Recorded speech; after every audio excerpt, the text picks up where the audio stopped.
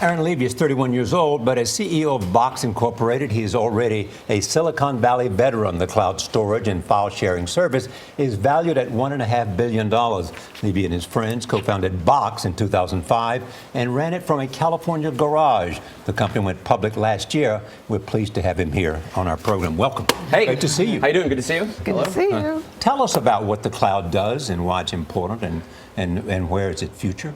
Yeah, so what the cloud enables is the ability for people, whether in your personal life or in a business context, so going to work, to allow you to access any information that you have from any device, anywhere you are, and be able to share with anyone.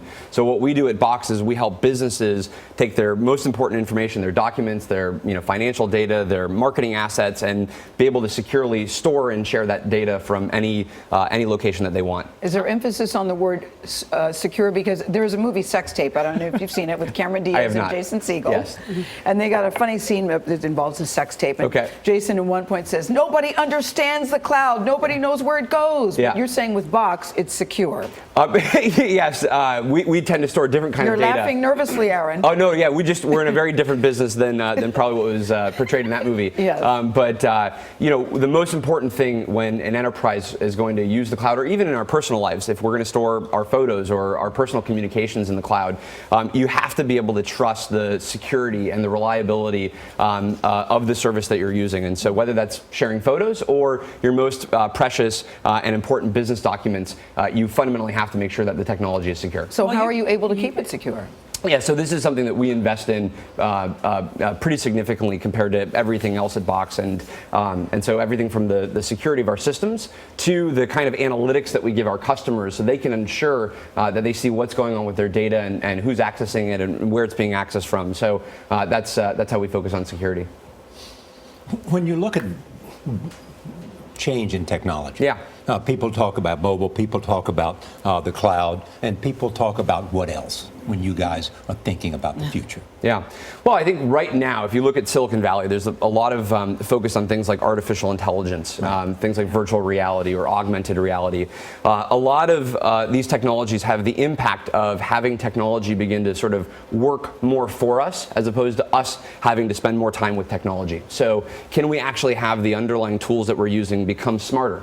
In our personal lives, that might just be daily benefits from a utility standpoint. Cleaning your house and things like that. But that's the most difficult thing, they say, the people who are involved in artificial intelligence, because it involves so many movements, which are the hardest things to do in robots. It probably will be a while until you have a robot that can clean your house in a proficient way. But at least in the meantime, things like being checked into your flights and knowing what meeting to go to next and knowing what's on your agenda, that's the simple stuff. But where it gets really powerful is when we can apply things like artificial intelligence or machine learning to things like how do we solve different kinds of cancer issues.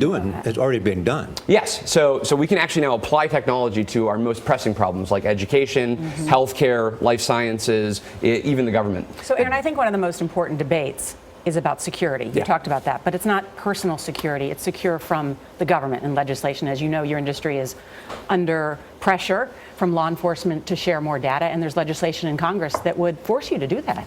Yeah, so one of the biggest issues that we're seeing is this collision between our legacy laws, the laws that were built up over the past couple hundred years, that were designed to protect information and protect consumers and protect citizens in the physical world and give the government certain access to data in the physical world. The problem is in the digital world, that information needs to be protected in a very different way. And our laws and our policies and the way that the government interacts with the technology industry sort of assumes that we're still in that physical era, that physical world that is defined by borders and boundaries, and we're not there anymore. And so in a world where billions of people are going to be on the internet, where we're going to be accessing and communicating with anyone, anywhere in the world from any device, we need a different set of laws that are going to actually ensure the protection of our information, is going to both ensure the protection of data for consumers, businesses, and even the government. And that's what we're running into things with the FBI versus Apple or Microsoft versus the government. And we're in the very early stages of probably what is going to be a decade of change that's going to be be necessary in our laws and practices. Well, good on you, Aaron Levie. You're 31 years old. You dropped out of college. You now have a $1.5 billion company.